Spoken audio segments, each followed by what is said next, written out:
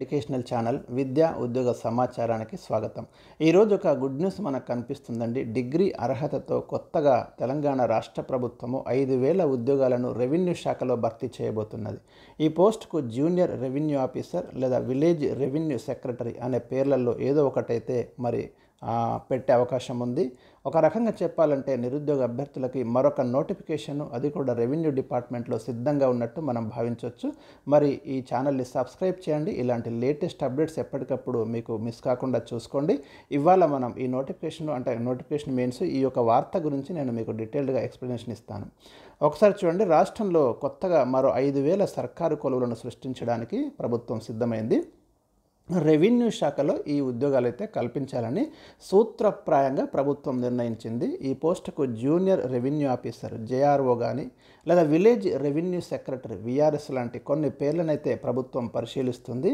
మనకి మొత్తం తెలంగాణలో 10,054 రెవెన్యూ గ్రామాలు ఉంటే అందులో సగం గ్రామాలకు ఈ రెవెన్యూ అధికారులను ఇక్కడ డైరెక్ట్ రిక్రూట్మెంట్లో నియమించాలని అయితే భావిస్తుంది. అంటే 5,000 మందికి రెవెన్యూ శాఖలో కొత్తగా ఉద్యోగాలు అయితే త్వరలోనే రాబోతున్నాయి. ఇంకో సగం పోస్టులను ఇప్పటికే ఉన్న ఉద్యోగులతోటి సర్దుబాటు చేయాలని ప్రభుత్వం యోచిస్తుంది. అంటే ఎవరైతే ఇన్ సర్వీసులో ఉన్నారో వారిలో అర్హతలను బట్టి ఆ సగం మంది ఉద్యోగులను అక్కడి నుంచి తీసుకుందామని ప్రభుత్వం ఒక ఆలోచన అయితే చేస్తుంది. మరి గ్రామ స్థాయిలో రెవెన్యూ వ్యవస్థను పటిష్టం చేయనున్నట్టు ఆ శాఖ మంత్రి పొంగులేటి శ్రీనివాసరెడ్డి ఇప్పటికే పలుమార్లు ప్రకటించడం అనేది జరిగింది. ఇప్పుడు ఆ దిశగా మరి చర్యలు తీసుకుంటున్నారు. ఇక ఈ కొత్తగా రిక్రూట్మెంట్ చేయబోయేటటువంటి ఈ విలేజ్ రెవెన్యూ సెక్రటరీ లేదా జేఆర్ఓ జూనియర్ రెవెన్యూ ఆఫీసర్ యొక్క విధులు ఏమిటనేది మనం గమనిస్తే, అన్ని రకాల ధృవీకరణ పత్రాలకు క్షేత్రస్థాయిలో అవసరమైన ఎంక్వైరీ చేసే బాధ్యతను కొత్తగా క్రియేట్ చేయనున్న పోస్టుల డ్యూటీ ఛార్జ్లో చేర్చనున్నట్లు తెలిసింది. అంటే గ్రామానికి ఒక రెవెన్యూ అధికారి ఉంటే మనకు క్యాస్ట్, ఇన్కమ్ వంటి సర్టిఫికెట్లతో పాటు పంచనామా, భూముల రికార్డులు, మాన్యువల్ పహనీలు, చెట్ల పరిరక్షణ సహా భూ సంబంధిత వ్యవహారాల్లో క్షేత్రస్థాయి విచారణ వంటి బాధ్యతలు ఇస్తారు.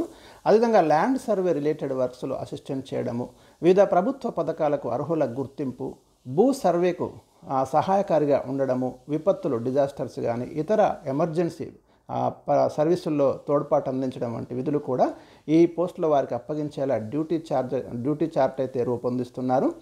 వాస్తవానికి 2020 అక్టోబర్కు ముందు గ్రామ స్థాయిలో రెవెన్యూ సేవలు అందించడానికి గ్రామ రెవెన్యూ అధికారి మనకు విఆర్ఏ, విఆర్ఓ పోస్టులు అయితే ఉండేవి.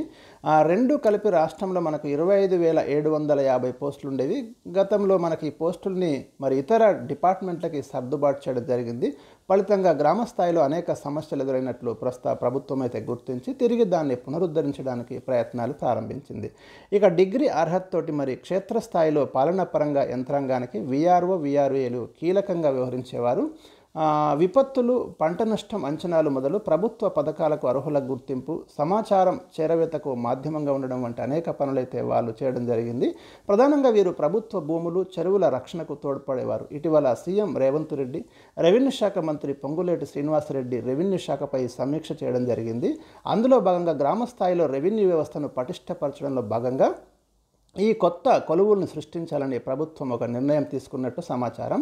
డిగ్రీ అర్హత కలిగిన వారిని కొత్తగా క్రియేట్ చేసే పోస్టుల్లో తీసుకోవాలని భూ పరిపాలన ప్రధాన కమిషనర్ సిసిఎల్ఏ నుంచి కూడా రెవెన్యూ శాఖ ఆల్రెడీ ప్రపోజల్స్ అయితే వచ్చినట్టు మనకు తెలుస్తుంది. అసెంబ్లీ సమావేశాల్లో ప్రభుత్వం కొత్త ROR చట్టం 2024ను తీసుకురాబోతుంది.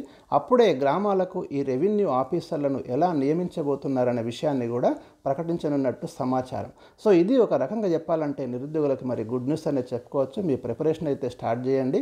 దీనికి సంబంధించి మరి లేటెస్ట్ అప్డేట్స్ ఏమన్నా కూడా తప్పకుండా అందిస్తాను. వీడియోను లైక్ చేయండి, షేర్ చేయండి.